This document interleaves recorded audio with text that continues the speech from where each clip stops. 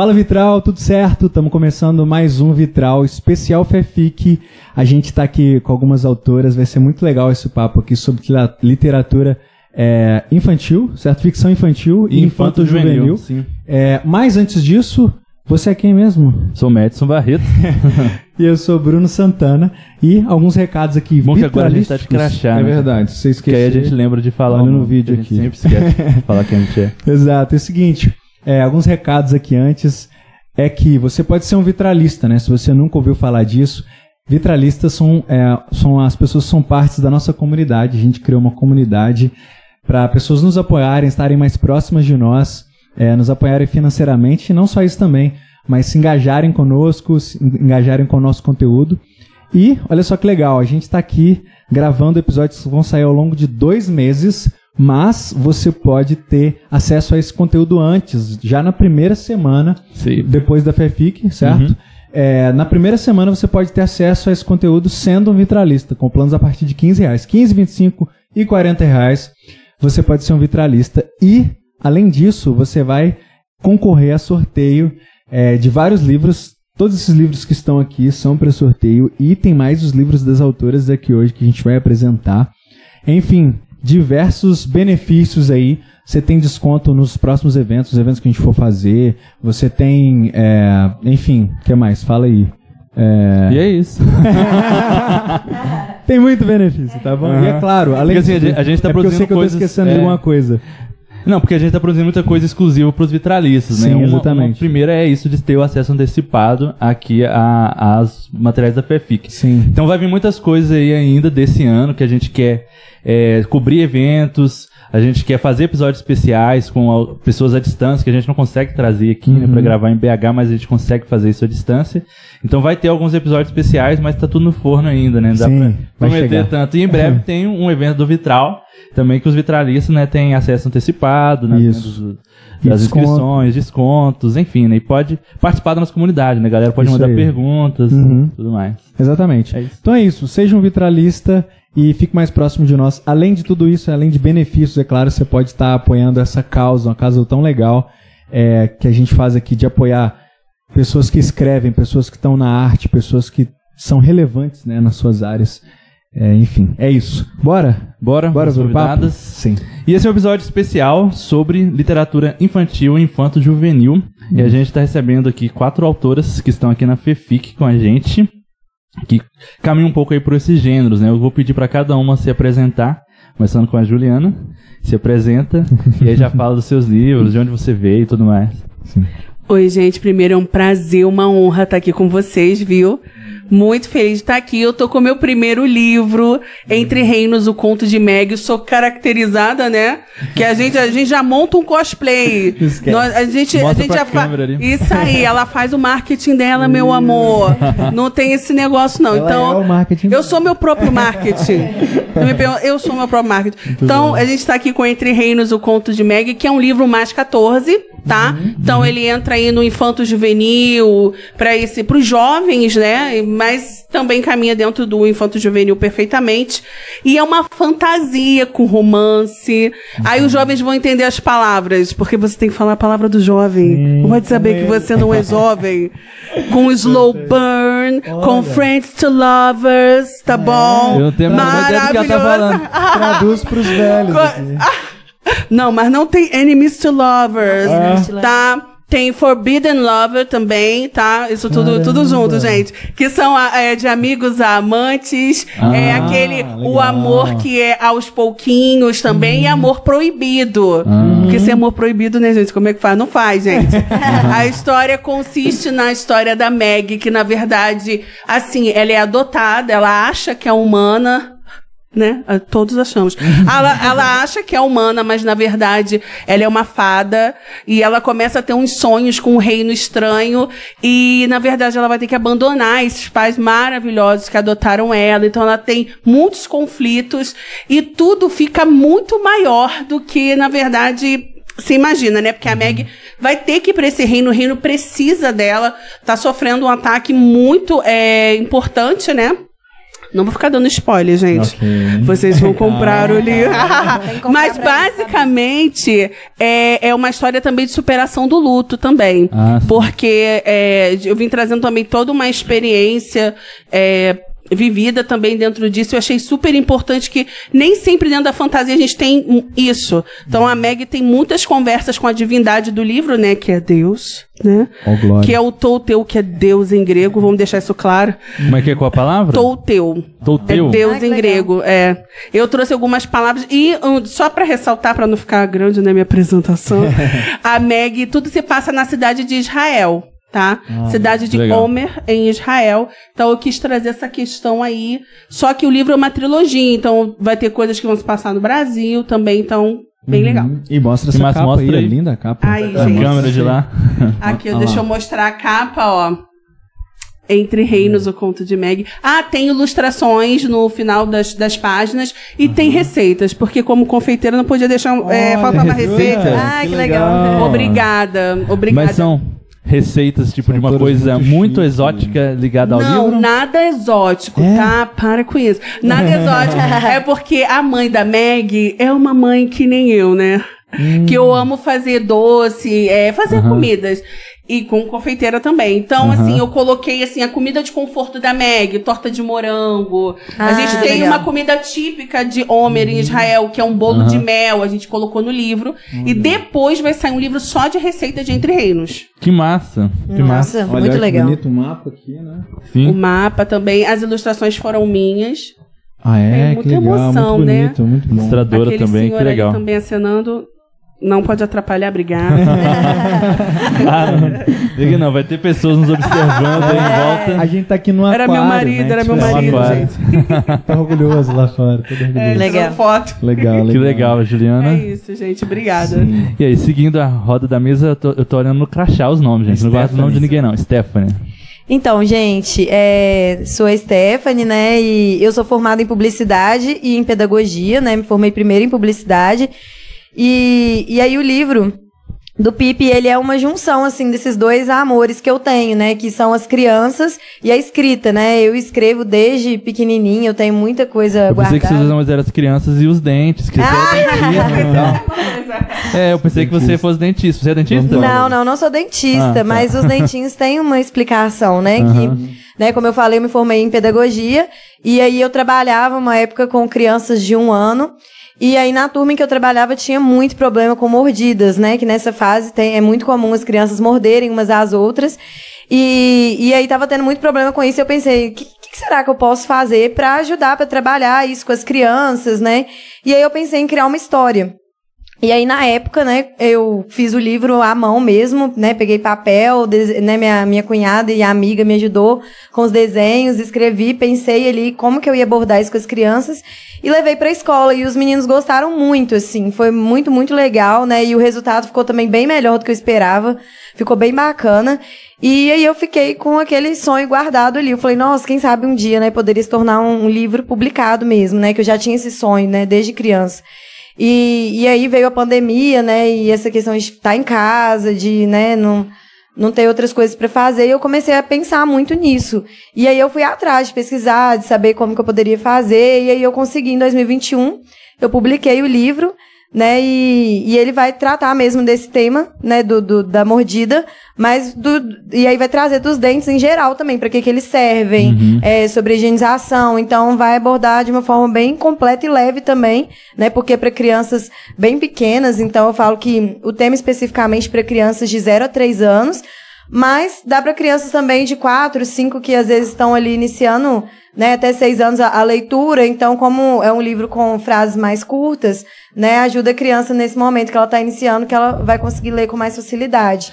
Né, E então, a ideia também é que eu possa ler com os pais, né? Os pais Sim, sentar também. e tal, contar a história antes de dormir. Sim, inclusive é bem legal, eu amo receber os feedbacks, assim, e tem uma professora na escola que eu trabalho atualmente, que ela tá no maternal 1 e tinha uma criança que mordia muito, e aí ela emprestou o livro, que ela já tinha comprado o livro, emprestou o livro pra mãe por 1 semana. Ali. E aí a criança, assim, decorou o livro, E ela repetia as frases do livro e ela não teve mais problema com mordida com essa criança. Que legal. Então, foi bem legal ver que, assim, realmente ele cumpre o objetivo, né? E que as crianças gostam também, né? Então, eles guardam as frases, é muito bonitinho, assim. Pô, esse livro, o Soares, jogador de futebol, devia ter lido quando era criança, né? Tinha poupado muita coisa, né? Você lembra? Não, tem um jogador de futebol que ele já mordeu, tipo, brigando com outro jogador em campo. Isso aconteceu até na Copa, 2014, assim. Ele da Argentina. E aí ele, discutindo com outro jogador, ele simplesmente mordeu o outro cara, assim. Ele mordeu. Foi enviar de presente pra ele. Isso, ele já fez uma isso. dica. E não foi a primeira vez, foi umas 3 vezes. Hoje, eu acho que ele joga no Barcelona, não sei se ele já aposentou. O Matheus vai saber. Nossa. Grêmio? Tá no Grêmio? Olha que loucura. Tá no Grêmio. Tá bem, tá bem lá. Não fazia ideia. Eu só lembro dos memes na época, assim. Sim, eu também. Mas legal. E você falou que é baseado em esse nome, né? Sim. É por causa de um aluno seu? Isso, tanto o nome quanto a ilustração foram baseados em alunos, né? O nome era uma criança que se chamava Felipe. Mas aí quando você perguntava pra ele o nome, ele falava Pipe, e aí eu achava muito fofinho. Então, foi um nome, assim, que eu quis colocar, e as ilustrações também, né, tem 2 crianças, né, ilustradas no livro, né, além do Pipe tem esse outro aqui também. Então, são também inspirados nas características físicas de alunos que eu tive também. Que legal. O Pipe aí me lembra o Caio, daquele desenho. Já me falaram, já. Lembra um pouquinho. Só que o Caio é todo carequinha, né? O Pipe tem um fiapinho ali, tem um cabelinho. Mas muito bonitinho. Obrigada. E aí, Gabi?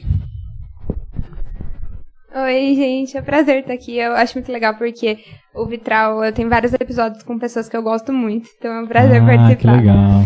Meu nome é Gabriele Caceta, eu sou de São Bernardo do Campo, região metropolitana de São Paulo, e eu escrevo livros infanto-juvenil.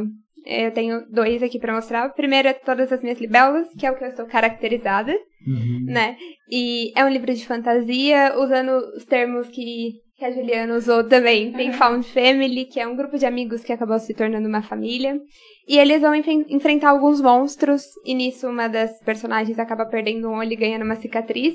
Por isso eu tenho uma cicatriz desenhada no meu rosto hoje. Desculpa, qual que é o termo lá? Found Family. Found Family. É família encontrada. Um grupo, resumindo, um grupo de amigos que fica muito próximo ao ponto de ser família mesmo. Legal.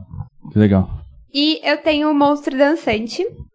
Esqueci. A classificação indicativa desse daqui é 14 anos. E eu tenho o Monstro Dançante, que é a partir de 10 anos. Eu gosto de falar que é um terror pra medrosos. Porque tem fantasmas, vampiros, zumbis, só que não é uma história pra dar medo, assim. Não sei se vocês já leram Coraline ou outras histórias desse tipo, que tem elementos de terror, mas são histórias feitas pra adolescentes, pra jovens, né?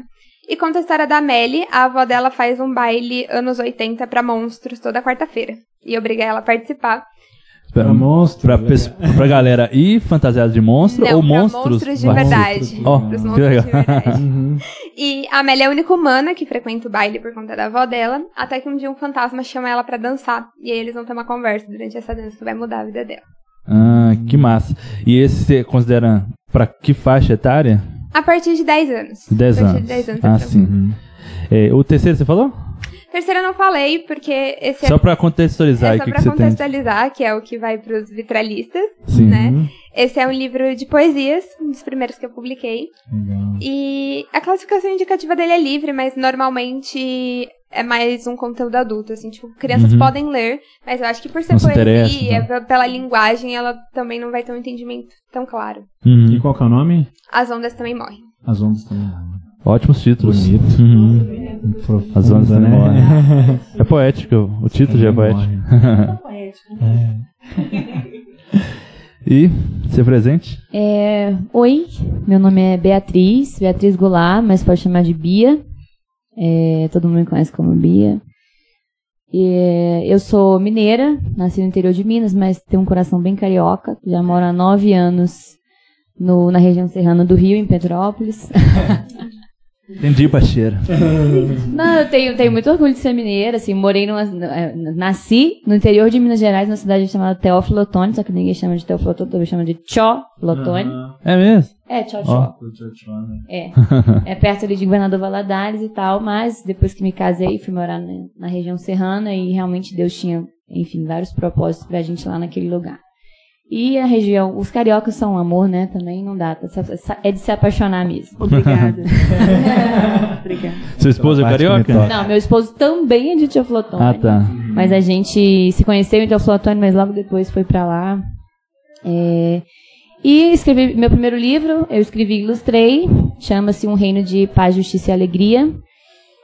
Na verdade, ele nasceu de um evento na nossa igreja, porque nós somos pastores locais, eu e meu marido, numa igreja em Petrópolis, e a gente viu a necessidade de ensinar algumas coisas muito específicas para as crianças, como princípios de identidade, a diferença de homem e mulher, quais são os seus papéis, por que Deus criou assim, por que nós precisamos obedecer regras, por que a gente tem que fazer isso tudo, no final vai dar certo, não vai. Então a gente queria juntar vários princípios em uma história só, e a gente não conseguia encontrar uma história que tivesse todos esses princípios juntos na mesma história. E aí a gente falou, vamos fazer. Eu falei, eu vou escrever.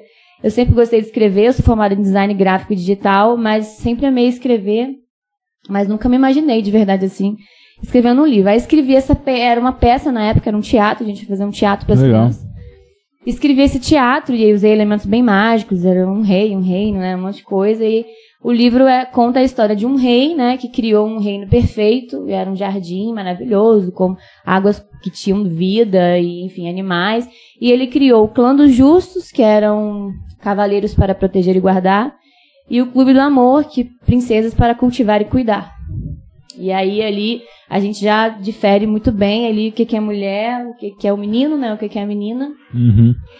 E quando esses cavaleiros, essas princesas, eles se juntavam, eles formavam uma família, que era o que mais agradava o coração do rei e tudo, e mantinham o reino ali em harmonia. Mas alguns cavaleiros e algumas princesas se revoltaram e foram contra o rei, que aí simboliza, no caso, o pecado, né? E o rei ficou muito triste, que ele não suportava ver o povo, né, que ele criou, a criação dele, se revoltar.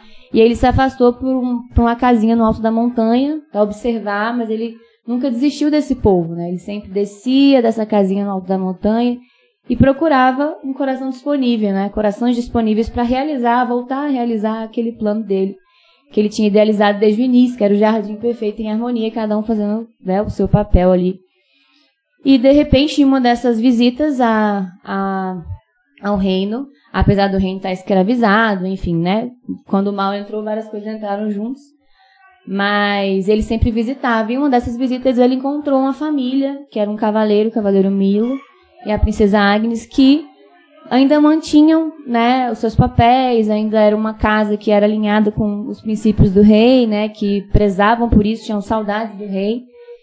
E aí ele resolve incluí-los no seu plano, que é uma coisa também que a gente queria passar para as crianças, que é que desde pequenos eles podem fazer parte daquilo que Deus quer construir na Terra, né? Todos nós podemos, mas eles também podem desde pequeno.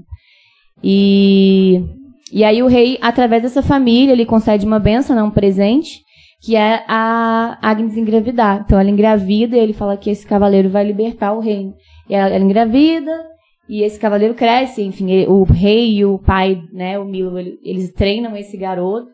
E aí ele realmente liberta o reino, e aí todos eles voltam, tudo volta a ser como era antes, que aí simboliza de verdade aquilo que nós esperamos, né? Que é a nossa santa esperança, que é Jesus voltar e refazer todas as coisas, né? Colocar tudo de volta no lugar específico, como ele planejou desde o início.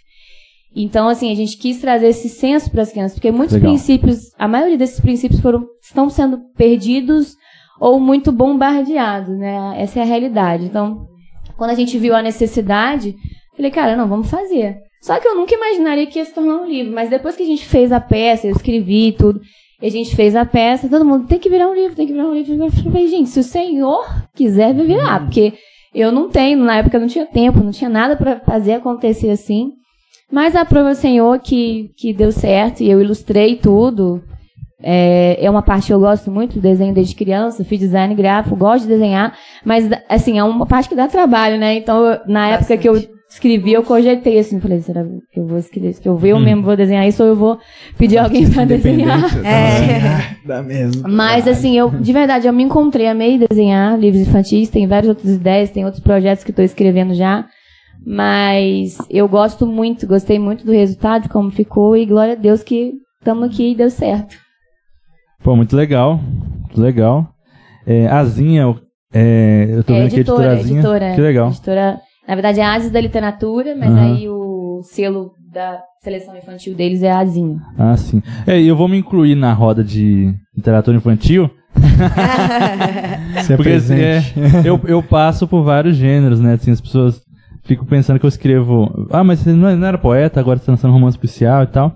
E tem os livros que eu tô aqui na FEFIC, um é romance policial, Céu de Uma Negra, tem um de poesia, Rosas pelo Caminho, tem mais um que não tá aqui, mas Eu Não Perdi a Minha Fé, que é mais biográfico. Então. Mas eu apresento um personagem que é um contador de histórias para crianças e tal, então eu tô acostumado de apresentar para crianças. E tem eu escrevi 2 peças infantis, né? Uma baseada na história dos porquinhos, outra baseada no Pinóquio, e tem uma que eu tô adaptando para ser um livro, né? Deve ser meu lançamento da FEFIC do ano que vem. Uau, que legal! Que vai chama O Primeiro Menino.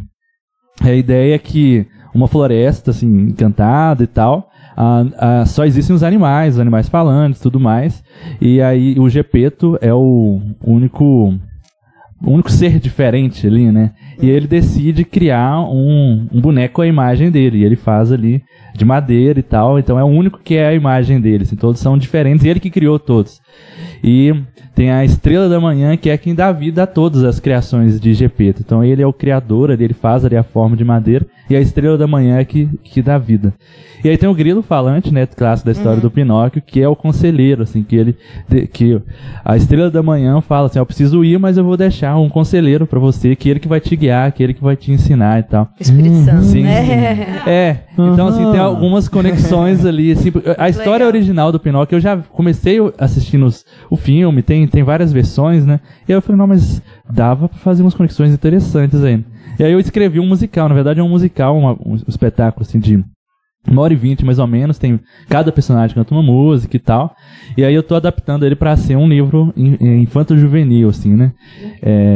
Sim. Então eu gosto dessa área também de fantasia pra criança e tal. E uma coisa que eu já quero jogar pra vocês, né? Porque é um gênero, literatura infantil, infanto-juvenil, mas não necessariamente é só pra crianças lerem, né? Sim. Tipo, Nárnia é infanto-juvenil. Sim. Mas é difícil achar um adulto que não gosta, né? O adulto chora lendo. Sim. Então eu queria que vocês falassem também disso, da experiência de vocês, o que vocês veem disso, da literatura infanto-juvenil, como é que vocês conheceram, assim, de ler, vocês já gostavam de ler quando criança, foi ler depois de adulta, e essa experiência, assim, né, de não só crianças lerem, né, não só quem é a faixa etária daquele livro ler, mas os adultos também lerem. Comenta aí, Juliana. Ai, que legal. Nossa, foi perfeito você falar sobre isso, porque os parceiros do livro, né, o pessoal na verdade, são adultos. São, né, na os faixa seus leitores betas? Não, a gente abriu parceria pro livro, pra ter resenha, divulgação no Instagram. Você faz o nosso marketing, não é verdade? Então, é verdade, gente. A mulher do marketing. Ela vai sair daqui vendendo um curso de marketing. Gente, no final, vocês vão ver. Compre meu curso. E se quiser deixar em cima da mesa o celular e o livro também. Pode deixar. Eu tô vendo você equilibrando aí na mão. Pode deixar em cima da mesa. Então, eu acho muito legal porque o pessoal chorou. Eu recebi muita mensagem. A gente vai fazer um compilado das mensagens. Assim, o que o pessoal entendeu sobre o livro. Então, assim, a faixa etária do pessoal que tá lendo o livro, que são parceiros, é entre 19 e 25 anos, na verdade. E eles choraram porque, assim, foi o que eu falei, né? Eu quis trazer essa questão das nossas indagações com Deus, né? Porque quando a gente perde alguém, é muito difícil. Tanto para uma criança quanto um jovem ou para um adulto. Então, assim, eles falaram que foram muito tocados pelas palavras de Touteu. Meu Deus. Pelas palavras de Touteu. E eu trouxe uma coisa um pouco diferenciada no meu livro, que esse livro não é narrado em primeira pessoa, nada disso. Existe um narrador oculto. Não é Touteu. Mas eles só vão descobrir nos próximos livros quem é o narrador oculto. Então ele conversa com você no livro. Ele pergunta, você não acha que ela tá sendo meio boba fazendo isso, indo por esse caminho? Quando o próprio mal chama ela para as terras sombrias, ela tá tão cheia de dor, né? Quando ela perde o que lhe é muito precioso, eu não vou falar pra não dar spoiler, mas algo muito precioso que ela perde, então ela tá ali em sofrimento e o narrador tá conversando. Então, assim, essa parte, pra quem tem mais idade, o pessoal se identificou muito. Só falar, assim, que eu recebi de uma menina que fazia 5 meses que ela 5 anos, esse mês que ela perdeu a mãe. E ela mandou mensagem chorando, falando, Ju, são os meus questionamentos com Deus, foi o que você trouxe, é o que a Meg falou. Eu sempre questionei Deus e você tá me ajudando a sarar. Isso pra mim foi muito, muito tremendo. Eu chorei horrores, né, porque eu choro por tudo. Então chorei muito porque isso foi... Não tem palavras pra você descrever uma pessoa que tá atravessando ainda um luto. O luto é um processo muito longo. São 5 anos, são 5 meses, 5 dias. Você não tem como dizer pra cada um o que é o luto. É muito individual. E eu quis trazer, a gente, só falando rapidamente, a gente trouxe uma representatividade preta pra dentro do livro, no universo feérico. A gente quase não tem preto, gordo, com vitiligo, pessoas com deficiência. Ocupando espaços importantes. Não qualquer espaço. Não sendo meramente um... Coadjuvante. Coadjuvante, exato. Mas trazendo essa parte. Não, lindo, e esse cabelo, né? A capa tá maravilhosa. Tinha que ter alguma coisa bem, sabe? Eu queria que tivesse tudo isso. Ótimo. Sim. É isso, gente. Que massa, que massa. Comenta aí também dentro desse assunto. Então, essa questão da literatura infantil, né, eu acho muito legal, assim, o adulto também se interessa, né? Eu acho que um exemplo disso é o livro do Pequeno Príncipe, né? Que é um livro, assim, pra qualquer idade, né? E eu acho, eu li ele 3 vezes, assim, na minha vida, e uma quando eu era bem pequena, e eu lembro que eu gostei bastante.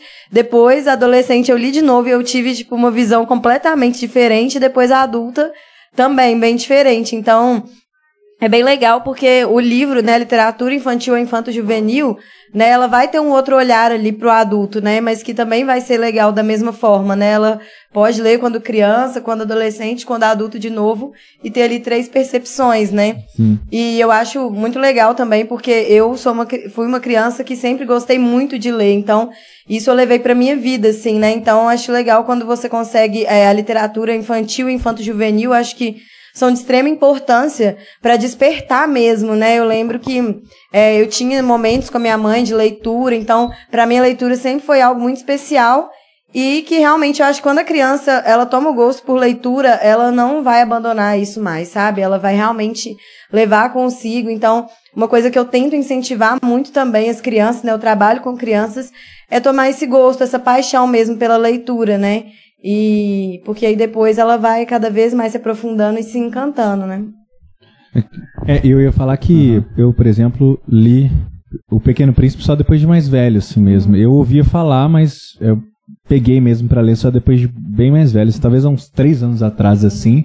E eu falei, achei maravilhoso, assim. Eu sou um leitor tardio disso, não, mas com as Crônicas de Nárnia eu chorei. Foi uma loucura, assim. Foi uma doideira. E realmente, e também as Crônicas de Nárnia fui um leitor tardio, assim. Tardio, né? Entre aspas, né?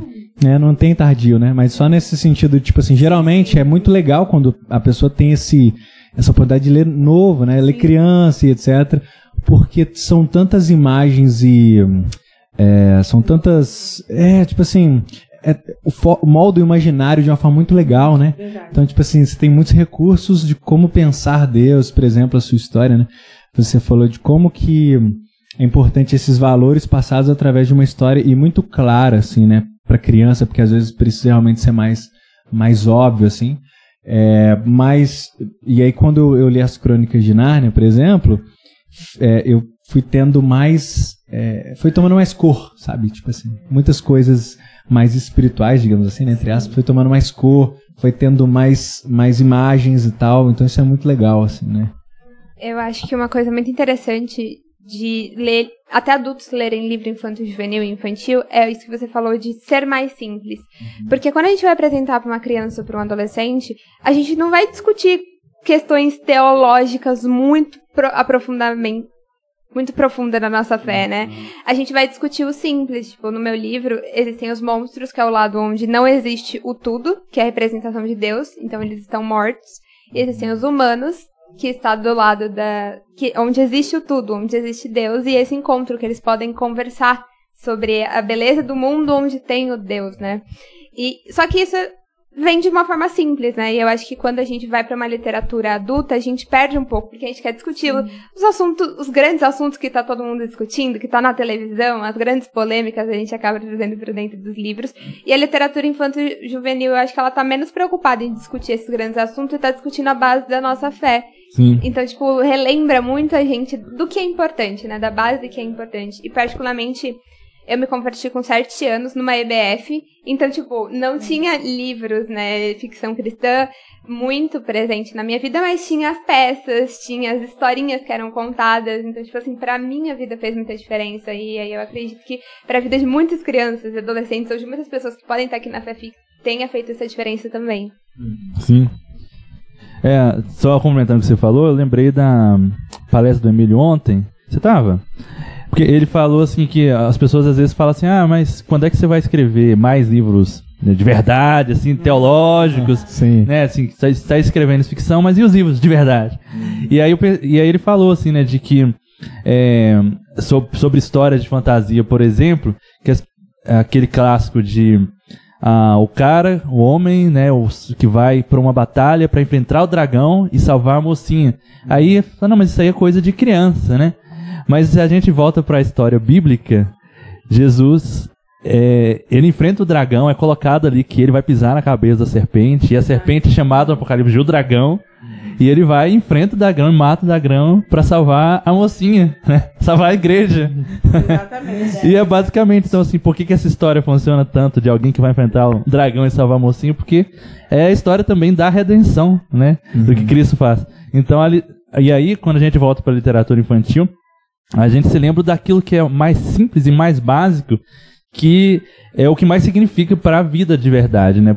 Talvez quando a gente cresce e quer ler assuntos mais abstratos, aquilo não conecta com o cerne de quem a gente é, né? O propósito da nossa existência, porque a gente está discutindo ali. Então, talvez, se eu vou falar de borboletas para uma criança, eu tô falando da cor da borboleta, olha como ela é bonita, como ela voa e tal. Aí eu vou falar para um adulto, não, porque as borboletas, né, elas vivem como é que é o casulo lá dentro e tal. E aí você só vê aquilo, ok, né? Mas aquilo não fala com o cerne de quem você é, né? Nossa, tremendo isso. E às vezes falta essa descrição da beleza, né? Porque a gente acha que isso é pra criança, esse visual e por aí vai, né? Isso dentro de As Crônicas de Nárnia, quando Aslan fala, né? No seu mundo eu sou conhecido por outro nome. É lindo, é lindo. Não tem como você não se derreter.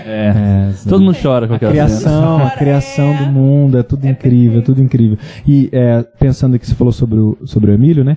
A gente gravou com ele aqui mais cedo, talvez a gente não sabe a ordem que vai sair os episódios aqui, né? Mas a gente gravou com ele mais cedo e ele estava falando sobre isso aí, sobre a importância de pastores lerem ficção para terem essa noção dessa sensibilidade, né, com as pessoas, da empatia e etc. E você falou dessa moça, né, que te mandou essa mensagem. Então imagina, essa moça, ela olhou e ele falou um negócio que eu pensava muito, assim, é muito legal. Às vezes você está lendo uma coisa e você e aí aquela história descreve uma coisa que você sentia, exatamente. Só que você não sabia colocar em palavras, você não sabia como descrever aquilo. Aí de repente o personagem está passando a mesma coisa. Sim. Aí o autor coloca, e aí ele pensou assim, você pensava, caramba, eu achava que era só eu que pensava algo assim, que tinha esse sentimento específico. E aí quando você lê isso, existe essa capacidade de ter empatia, né, maior, e isso amplia muito mais, né, a nossa sensibilidade, assim. Então isso é muito legal. Eu ia falar sobre isso, a questão da importância da narrativa. Porque, para uma criança, eu tenho 2 filhos, um de 5 e uma de 3. Muitas coisas que eu tento ensinar para eles fixam-se muito mais quando eu insiro uma narrativa. Então, assim, por isso as Crônicas de Nárnia fazem tanto efeito dentro de nós, e me incluo nisso, porque a gente começa a pegar os fundamentos, como ela falou, da fé, como a Gabi falou, porque é de fato isso que a criança precisa. Na verdade, todos nós precisamos disso, mas a criança precisa ainda mais. Porque se ela for crescer e for um adulto fundamentado nas bases elementares da nossa fé, ela vai ter muito menos dificuldades lá na frente. Até para selecionar o tipo de leitura que ela vai ler. Até para selecionar os embates teológicos que ela vai entrar ou não. Então eu acho que... E focar também, né? Porque eu vejo muito assim, cara... Eu falo muito isso com os pais da nossa igreja, que a gente precisa ser intencional, a gente precisa conhecer o nosso filho. Não dá simplesmente para, eu vou dar pro meu filho, chama Caleb, vou dar pro Caleb esse livro porque é um livro infantil que trata princípios. Sim, ótimo, maneiro, show. Mas existe uma identidade no Caleb que é só dele. E se eu, como mãe, não me aprofundar no Senhor para descobrir quem é o meu filho, para poder, sim, você vai ler isso aqui também, mas você vai ler o da Ju, que fala de uma coisa específica aqui que tem a ver com você. Então, assim, eu acho que também vai muito dos pais. E a gente entra nesse bololô todo quando a gente está lendo para eles. Porque eu já me peguei chorando copiosamente com livros ilustrados, assim, ó. Eu também.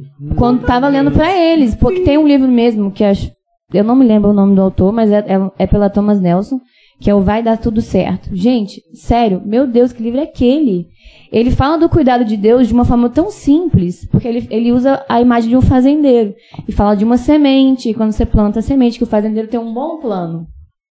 Só que a semente, ela tem que morrer para ela crescer, né? Então, ele fala da questão de, tipo, da gente passar por situações bem difíceis, mas que o Senhor sabe o que Ele está fazendo, né? Que Ele está cuidando de nós ainda quando a gente está ali.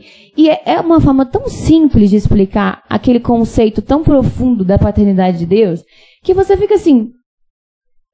Era só isso. Entendeu? E a gente chora no livro e a criança entende perfeitamente o que está fazendo. O Max Lucado também tem um que é mais ou menos isso, da semente a grande árvore, se eu não me engano. O grande carvalho, eu não me lembro. Mas assim, é muito mais fácil você inserir a criança, é muito mais empático também, como ele falou. Às vezes a criança nunca vai ter o contexto de uma pessoa negra, igual a Ju citou no livro dela, que ela colocou várias outras representações ali. Ela nunca vai saber sobre isso se ela não ler uma história que fale sobre isso. Entendeu? Então, é mais fácil você inserir a criança e você acaba sendo inserido também. Então, eu acho fantástico, assim, a gente pegar esses fundamentos e inserir em narrativas. Porque os princípios da narrativa é o que o Jesus fazia, né? Ele contava parábolas. Sim.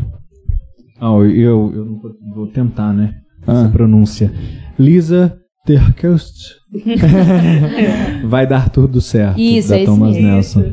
Lisa, Terkeurst. Ok? É isso. Enfim, vai dar tudo certo, Thomas Nelson. Eu lembrei do Você Especial do Max Lucado também. Sim, lindo. Fala no microfone. Mas ele é muito, muito marcante, assim. Tanto o livro, eu não li o livro, tem a animação, né? E assim, eu já assisti algumas palestras que eram para adultos e que foi usado aquela animação, né, que acaba pegando uma coisa simples, né, que eu tinha polichinelo, sei lá. Eu sempre falo polichinelo. Não posso falar muito sobre esses livros. Ela tá ali porque eu tô aqui assim, não, gente, não vou interromper. Porque é uma coisa simples lá de que ele foi feito pelo Eli, e aí tem os outros bonequinhos lá, eles ficam colando adesivos um no outro, de bolinhas cinzas, se não fez uma coisa legal, e estrelas amarelas, se você foi bem, né? E aí eles ficam colando isso uns nos outros. E aí, assim, depois ele vai perceber que ele não pode viver com base nisso, nem da aprovação dos outros, de ganhar estrelas dos outros, e nem na crítica dos outros, de ganhar as bolas cinzas dos outros, né? E como que isso... Deixa eu só terminar. Gente, que isso? E como que... Eu tô concordando, eu sou empolgada. Como que isso conecta com a gente, assim, jovem, adulto também, de pensar nos likes, né, da aprovação, e a gente como artista também, de viver em função de aprovação das pessoas, né? Totalmente. Então eu sempre me lembro daquela história de lembrar, cara, eu não posso ficar buscando nem as estrelas amarelas das pessoas e nem me importar com as bolinhas cinzas, porque não é isso que me define. É o que meu criador diz que eu sou, que que me define, né? E não as aprovações ou elogios ou críticas. É porque eu tenho um do Max Lucado também dessa linha, é porque é uma coleção, né? Aí tem lá o Você é Especial, que ele fala, gente, é muito profunda a forma. Gil, fala mais perto do microfone pra gente. Tá saindo agora. Então, Você é Especial também é dessa mesma coleção que você tá falando, que são vários livros. São maravilhosos. Eu amo demais, gente, porque eu lia pro meu filho, ele sofria bullying na escola, né? Então eu fui comprando esses livros, trazendo pra ele essa abordagem do Max Lucado, que é muito perfeita. Eu li e chorava, né? Porque sou assim, mas a gente consegue inserir muito dos princípios ali com que ele explica essa questão, como Deus te fez único, né? A representação daquele carpinteiro que ele fez, todo mundo são bonequinhos de madeira, né? E suas diferenças e como cada diferença era importante dentro da comunidade. E ele achando que ele era menos. Então, assim, é muito importante. Trazendo só uma questão pro meu livro que eu não falei, que eu acho importante também, pro Infanto Juvenil a gente trazer sobre batalha espiritual. Esse livro tem. Tanto que atrás ele tá escrito o reino de Temima, que é o reino encantado, né? Encantado, o reino espiritual. Fez e sempre fará fronteira com todos os reinos da Terra. E, na verdade, a gente vai abordar um pouco de batalha espiritual nisso que a Meg ela vai ficar. Então, assim, é importante, né? Como ela falou muito bem também, a Bia falou. A intimidade. Como ela falou muito bem, como ela falou muito bem nesse dia de hoje, perfeitamente, a questão de que cada livro também vai trazer uma abordagem para uma faixa etária dentro, né, daquilo ali especificamente. Achei maravilhoso, gente. Não, eu não queria te interromper, não, tá? Não, isso não é verdade. Corta essa parte. Você ia comentar? Oi? Você ia comentar? Não, eu ia falar que, né, tudo que vocês estão falando, assim, são coisas que eu penso muito, e essa questão mesmo da simplicidade, né, então, tem um livro também que chama De Quem é a Coroa, não sei se vocês já viram, não é, que também é basicamente assim, né, ele vai perguntando, fazendo várias perguntas, né, a coroa é da mamãe, a coroa é da vovó, né, As ilustrações são lindas. Então, assim, eu acho que é isso, assim, a literatura infantil, infanto-juvenil é trazer de volta essa simplicidade que a gente adulto acaba esquecendo e deixando de lado, e é aquela frase clichê, né, mas nós adultos complicamos muito a vida, né, então a gente precisa voltar esse olhar pra criança, né.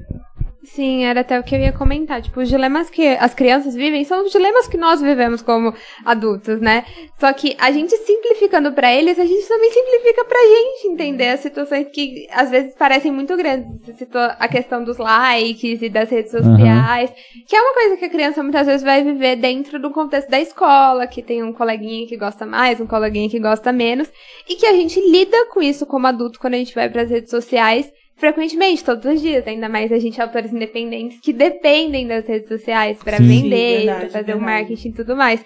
Só que, às vezes, a gente não para pra pensar sobre isso. Quando você coloca num livro infantil, e aí uns pai tem a oportunidade de ler com seu filho, ou com seus filhos adolescentes, estar juntos, que você tá ensinando para eles, você tá reaprendendo para você, relembrando essa história de forma simples.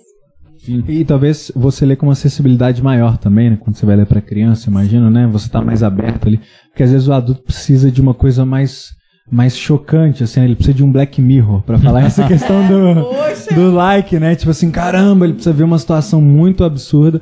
Porque é isso, né? A gente já tá meio... Não, essa história eu já sei. Ah, beleza, eu sei que eu não preciso de aprovação. Então eu tô aqui contando só pro meu filho. Mas aí você vai olhar pra si, né? Você pensa assim, caramba... eu preciso de reaprender e relembrar tudo isso, né? Sim. Eu imagino, eu não tenho filho ainda, mas... mas eu imagino. É uma grande escola. A gente fica o tempo todo, assim, Deus fala em todo lugar, em todo tempo, com tudo que você faz, em tudo que a criança faz. É verdade. É só a gente ter... É porque a nossa dificuldade, o nosso coração é duro, né? A gente vai crescendo e vai ficando mais orgulhoso. Esse é um problema, né? Sim. Na verdade não é um problema, é um pecado, né? Mas, e aí a dificuldade eu não posso ser orgulhosa em nenhum momento, porque eu não quero que meu filho seja orgulhoso. Então, se eu sou orgulhosa, eu ensino ele indiretamente a ser também. Então, assim, não só com orgulho, mas com tudo. Então, assim, quando a gente vai ler um livro, a gente tem que abrir mão de verdade do preconceito, né? De ter um preconceito sobre algo, de ter um preconceito sobre aquela história. Tipo, não, essa história eu já sei. Não, você não pode ler assim, você tem que ler, tipo, vamos lá, filho, eu e você juntos, a gente vai aprender, e eu vou ler pra você. Então, assim, e realmente, quando você se entrega àquela literatura, faz as vozes, porque assim, eu tenho crianças pequenas, eu tenho um de 5 e um de 3. Então, quando eu vou ler um livro que tem personagem e tal, eu, sei lá, invento uma voz pra cada um. Legal. Porque assim, você entra na história com a criança. Então, você também aquilo que tá de princípio, de fundamento, agora falando de literatura infantil cristã, aquilo que tá ali, de alguma forma, vai atingir você também, porque você tá junto com a criança. E tem a ver com isso também a questão de provérbios, né, que todo mundo fala, ensina a criança no caminho. É porque o pai tá ali junto, ele não tá só dizendo você tem que fazer isso, tem que fazer aquilo. Não, eu tô dentro da narrativa com a criança. E aí na leitura é a mesma coisa, quando você tá dentro, é outra história. Então assim, existem até estudos que falam que quando a criança lê em voz alta, desde o início, né, desde o inicinho lá, o pai e a mãe lêem em voz alta pra ele, o resultado escolar dele lá na faculdade é muito maior do que a criança que não teve leitura em voz alta do início. Porque é exatamente a questão das conexões, do vocabulário, e aí questões técnicas mesmo, né? Sim. Aumentam muito mais de ferramentas mesmo para ele lá no futuro. E quando a criança não tem essa leitura em voz alta, é mais difícil para ele fazer conexões, interpretação de texto, vocabulário. Então é mais complicado. Isso não é só com a literatura, é com todas as outras disciplinas, né? E isso é claro, eu faço homeschooling com meus filhos, eu faço educação domiciliar. Então, assim, quanto mais eu leio, isso é verdade, assim, vocês vão ter filhos, vocês vão ver. Quanto mais eu leio com eles em voz alta, mais eles querem que eu leia, mais eles se desenvolvem na hora de interpretar um texto, mais eles se desenvolvem na hora de conversar com as pessoas, de interagir. Então, assim, é uma prova, é literalmente semear e colher. Você semeia, e esse colher, a gente acha que é só lá pra frente, e realmente muitas coisas que a gente vai colher dos nossos filhos, né, às vezes nem somos nós que vamos colher, é o Senhor, é a sociedade, enfim, quem eles se relacionarem no futuro.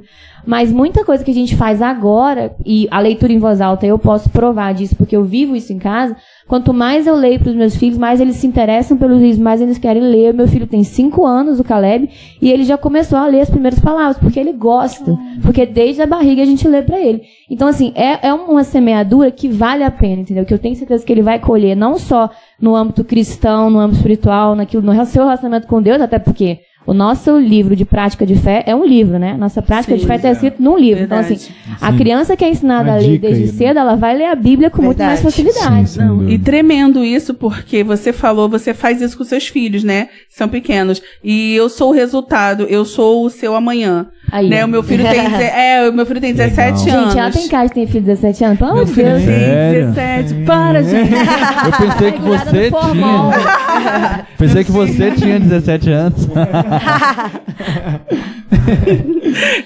Meu filho tem 17 anos e tudo que ela falou é verdade. Queria falar isso, só pra corroborar aqui. É real. Desde que você começa a fazer isso desde cedo, eu já lia pra ele na barriga e tal. Sempre nesse processo. E aí foi muito gatilho quando você falou que fazia voz. Porque você falou também. Isso, cara. Mas isso é importantíssimo. Isso é muito gatilho. Quer me fazer chorar aqui? Para! Eu fazia isso, e mais ainda porque eu trabalhava com dublagem, fazia... eu era a ovelhinha Lana, sabe a ovelhinha Lana do programa da Aline Barros que tinha na CNT? É mesmo? Era você? Era eu, com 17 anos, fazendo a voz da ovelhinha Lana. Não farei aqui, mas fazia. Agora a gente quer. Muita voz. Você vai ter que acabar o podcast dando uma saudação da ovelhinha Lana. Eu não posso. Eu acho. Mas um vídeo só para os vitralistas da ovelhinha Lana. Totalmente, procura lá, gente. É perdido lá no YouTube, benefícios. Tem. Que legal, era meu nome de solteira, hein? Juliana Almeida. Almeida. Não era esse nome aqui de casada, não. É esquisito. Mas vocês entenderam. Aí, tipo, isso foi muito gatilho, porque eu fazia isso pro meu filho. Eu contava a história e fazia várias vozes. Ele morria de rir, gente. E vale a pena. Amém. Vale a pena. E uma coisa importante que você falou também, né, que vale pra maternidade, mas eu acho que vale pra gente que tá escrevendo pra crianças e pra adolescentes, que a gente também, querendo ou não, a gente tá ministrando sobre a vida de quem vai ler. E aí, antes da gente ministrar, a gente também é ministrado, né? Então, não tem como a gente falar sobre algo que a gente não vive, que a gente não aplica na nossa vida, né? Exatamente. Então, primeiro, acho que no processo até da escrita, a gente passa por esse processo de analisar a própria vida e de refletir, de trazer para a prática, né, para que a gente possa, né, falar com as crianças. Então, eu que, né, trabalho com crianças, né, no Ministério Infantil também, tô sempre ministrando na vida das crianças. Eu fico, né, antes, quando eu vou preparar algo, eu falo, poxa, mas como que eu vou falar para criança, né, ser assim, se eu não tenho sido assim? Como que eu vou falar que é importante ela ler a Bíblia se eu tô sendo negligente? Então, começa na gente, né? Então é muito legal porque a gente começa a ser ministrado para que a gente possa ministrar, né, sobre a vida das crianças, dos adolescentes.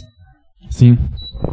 E uma coisa que você falou sobre a questão dos pais estarem presentes junto com as crianças, eu acho que isso também é muito importante quando a gente está falando de literatura infanto-juvenil para os adolescentes.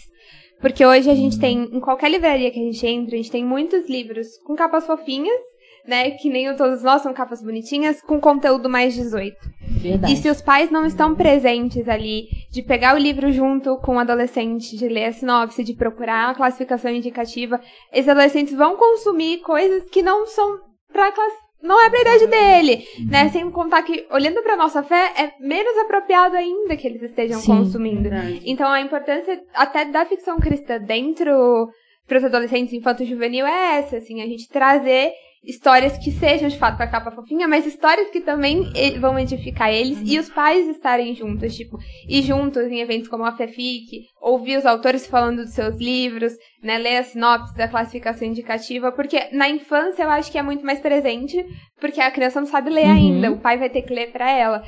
Quando a criança toma essa autonomia, às vezes se esquece que você precisa estar junto. E hoje, olhando pro mercado editorial de forma geral, eu acho muito perigoso, porque tudo parece atrativo para adolescente, mas 90% do conteúdo não é para adolescente. Não, e é muito importante, assim, o que a Gabi falou, porque quando você não deixar de ler em voz alta em nenhum momento, até a gente adulto, porque quem já teve a experiência de ouvir um audiobook, por exemplo, a gente adulto ouvindo um audiobook, a gente tá focado naquilo ali. A nossa cabeça tá livre, ela não precisa decodificar a palavra. A gente tá só ouvindo e a gente tá livre para fazer as conexões que a gente quiser. Com o adolescente é a mesma coisa. Lógico que é importante o adolescente ler individualmente sozinho, para praticar a leitura, vocabulário, um monte de coisa. Mas quando ele tá junto com o pai, Lene, trazer esse ambiente familiar, que é muito importante, né? A Bíblia fala que, né, nos últimos dias vou converter o coração dos pais e o coração dos filhos, Malaquias 4. Então, assim, quanto mais a gente trazer o ambiente familiar para a literatura, ainda nos adolescentes, porque, como a Gabi falou, eles são esquecidos. Então, se a gente traz eles para perto do pai, o pai lendo, o pai junto, no caminho, não, vamos ler junto, eu vou ler em voz alta, você vai ouvir. Depois a gente vai falar. Vamos bater, igual a Marcele falou isso ontem na roda de conversa, por que a gente não sai para tomar um café para conversar de um livro com o meu filho? Com o nosso filho, entendeu? E no caso do adolescente, isso é super real, cara. Como que isso mudaria a vida dele? De ter o pai como uma pessoa presente, de fato, tipo, de entrar no meu mundo. Porque muitas vezes o pai, não, você gosta desse livro? Eu não gosto. Então tu lê aí e eu vou ler meus livros. E que às vezes nem são livros ruins, mas seria muito mais proveitoso até pro relacionamento, pra saúde daquela família, se o relacionamento mãe e filho, ou pai-filho, ou pais-filho, fosse um momento de, por que não compartilhar uma leitura? Vamos lá, você quer ler esse? Então esse mês vai ser o que você escolheu, o mês que vem vai ser eu. E a gente vai fazendo uma roda de conversa, um clube de leitura, por que não familiar? E o adolescente tem a oportunidade, e ali vai ser, de fato, assim, o Senhor traz muitas coisas, né? Por causa dos dilemas do personagem, por causa das coisas que são abordadas no livro. Então, vai ter dilemas do personagem que o adolescente não vai concordar e o pai vai. Então, vão ser coisas, oportunidades, na verdade, que o próprio Senhor vai criando ali através da literatura, que para colocar coisas para fora, para coisas serem curadas, para inserir outros fundamentos. Então, cara, é uma oportunidade muito rica mesmo. Então, assim, pais e adolescentes, não deixem de ler em voz alta para os seus filhos. Legal. Pô, a gente precisa caminhar pro final. Sim. Mas tem algumas perguntas aí dos vitralistas. Exato. Algumas a gente até passou por elas aqui, né? Por exemplo, dicas para influenciar crianças a gostarem de leitura, né? Pelo que você falou. Ler, né? Você, né, falou, agora, você falou também, mas assim, essa questão de, o exemplo, né? Pô, como é que eu vou falar pra criança ler se eu não leio, né? A gente precisa ler, como pai, fazer as vozes é importante. Fazer as vozes, muito importante. Chama atenção. As crianças se interessam. Sim. Gostarem de literatura. E é um hábito. No início, a criança, porque pai de criança pequena, por exemplo. A gente quer que a criança sente do nosso lado, tipo igual o mestre tá aqui do meu lado, quietinho me ouvindo. Sim. Cara, criança pequena tem muita energia pra gastar. Às vezes ele não vai sentar. Eu tenho uma experiência. Você tem que amarrar ela na cadeira. É a dica. Eu não amarrei, não, mas eu tenho uma experiência do meu filho que foi assim: eu tava lendo Nárnia. Ele levantava do sofá, ele ficava de cabeça pra baixo, eu lendo. No final, ele me perguntou uma coisa que eu tava lendo. Então, tipo assim, ele tava prestando atenção, mas ele Ele tava do jeito dele, se movimentando e tal. Eles no início vão ficar quietinhos lá e tal. Mas não espere que o seu filho vai ficar quietinho a leitura inteira, principalmente se for um livro de capítulo. Ainda mais quando começa a ler. Sim. Então, assim, é doses homeopáticas, né? Sim. É sei lá, 5 minutos por dia, todo dia. E aí, enquanto a criança vai caminhando naquilo, ela vai criando gosto e vai aumentando a quantidade. Né? E inicialmente identificar um tema que ela goste também, Verdade, né? Porque, igual, às vezes, muito adolescente vai começar a ler livros com um que a escola coloca como obrigatório. Aí ele vai achar que é um saco Perde ler o gosto, porque verdade. foi um livro que não tinha nada a ver. Então eu sempre falo, pega um tema que você gosta e leia sobre isso. E aí depois você consegue ir lendo sobre outros temas também. Sim. Os fãs da Ju já tá... O pessoal tá sinalizando, de para muito com fã, isso. né? Pera aí, gente, por favor, tem uma multidão aqui Mas aí, fora mais esperando. perguntas vitralistas? Outra pergunta aqui, qual a importância da ficção para o desenvolvimento da imaginação infantil? Imaginação Quer infantil. comentar aí, Gabi? Muito tremendo isso. Eu acho que, gente, se vocês forem pegar Gênesis, obviamente não é uma ficção, a gente acredita no que tá ali, mas a forma que é narrado é uma forma imaginativa das coisas que foram criadas, sabe?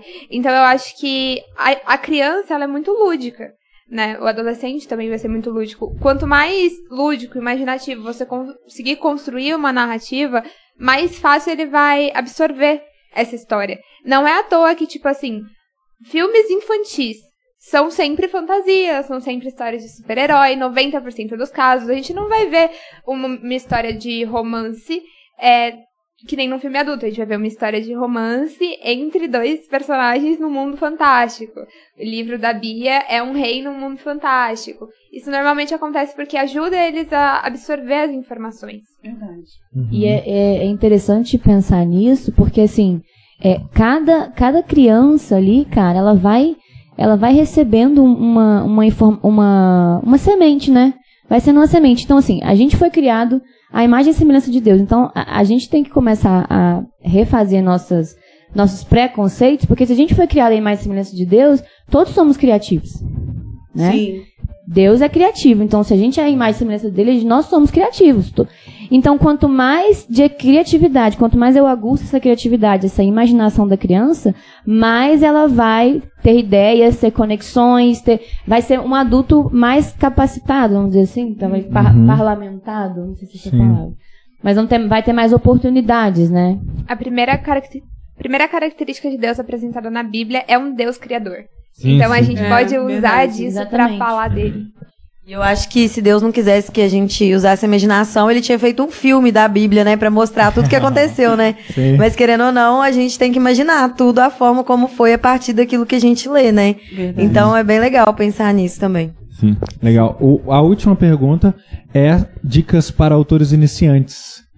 A pessoa quer escrever, a pessoa tá com uma ideia, assim, e aí, o que eu faço pra tirar essa ideia, não do papel, né? Colocar no papel.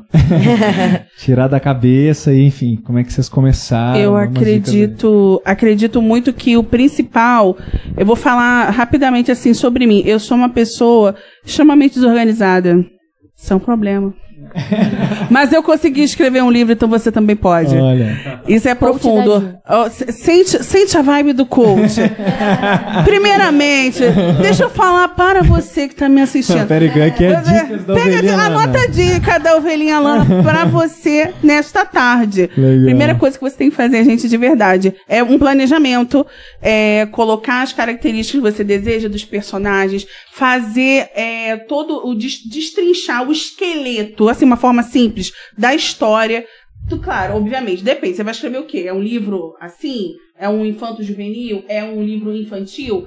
Mas dentro disso, tudo você precisa fazer, esquematizar a história para você não se perder, anotar características de personagens e começar, né? Iniciar, não ficar esperando assim, mas eu não tenho um notebook tal, eu não tenho um tablet tal. Começa escrevendo, vai colocando as ideias.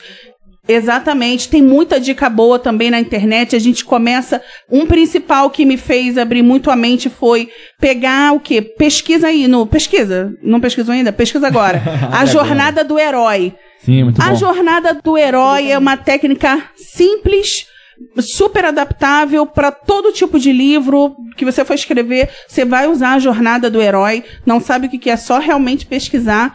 E eu acredito muito que, assim, falando aqui do que a gente está vivendo, falando de nós temos Deus como base, ele vai te orientar.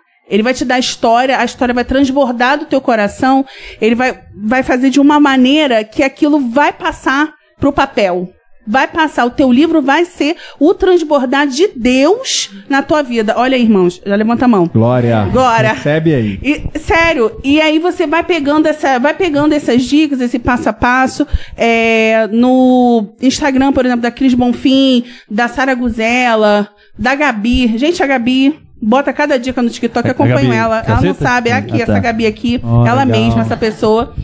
Ela faz uns vídeos muito legais, ela estava falando sobre diagramação. Então, assim, acompanha pessoas que foram também, que são autores independentes, vai pegar muita dica legal, entendeu? Massa. Sim, eu ia falar isso, acompanha outros autores. Tudo que eu aprendi foi acompanhando outros autores independentes. Isso aí. Então, segue a galera. A Gabi, segue a Gabi. Segue a Gabi. Pode falar. Segue o Doce Literatura, Juliana. Os Instagrams e tudo mais, todo mundo vai estar aqui na descrição. Inclusive me mandem pra eu colocar. Sim. Me mandem no Instagram ou no WhatsApp pra gente botar lá. Outras 2 dicas que eu tenho. A primeira é que eu acho que antes do autor escrever, ele faz 2 coisas. Que é escutar e pensar. Escutar o mundo que tá ao seu redor, o que as pessoas falam, e pensar sobre a sua história. Óbvio, coloque no papel, é muito importante que não vocês têm que passar pro papel uma hora. Mas gasta um tempo pensando sobre a sua história, o que ela significa pra você, o que te inspira a escrever ela, o que você gostaria que os outros sentissem quando você tá escrevendo ela, né? Que aí na hora que você for colocar no papel vai ser muito mais fácil, porque você passou tanto tempo com ela na cabeça pensando que você já sente que você tá vivendo no mundo que você tá escrevendo, se for uma fantasia, ou que você tá conversando com o seu personagem como se fosse seu melhor amigo. E aí a segunda dica é, se você vai escrever uma ficção cristã, leia a Bíblia. Né? Não só porque a gente precisa conhecer a Bíblia, mas porque a Bíblia conta histórias.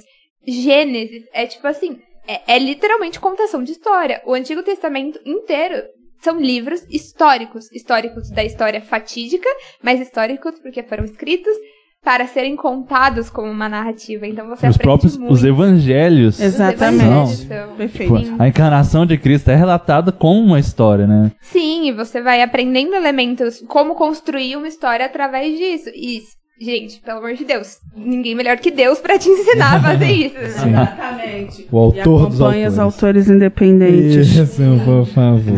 Por favor. É isso, meninas, muito obrigado pelo papo. Tem mais pergunta aí, não? Não é Fechou? Isso, pessoal. É isso. Sigam todas elas aí nas redes sociais, a gente vai deixar aí na descrição. E também os livros delas aqui vão ser sorteados aí pros vitralistas, então fiquem atentos aí essas semanas aí dos sorteios. E também seja um vitralista, né, para participar de sorteios e ter todo o conteúdo aqui disponível de imediato, sem ter que esperar aí cada semana. E continue acompanhando a gente, né, além de literatura, né, o Vitral traz muitas coisas sobre cultura, sobre arte, sobre a relação do cristão com o mundo que nos cerca, né, da cultura, da arte, da sociedade e tudo mais.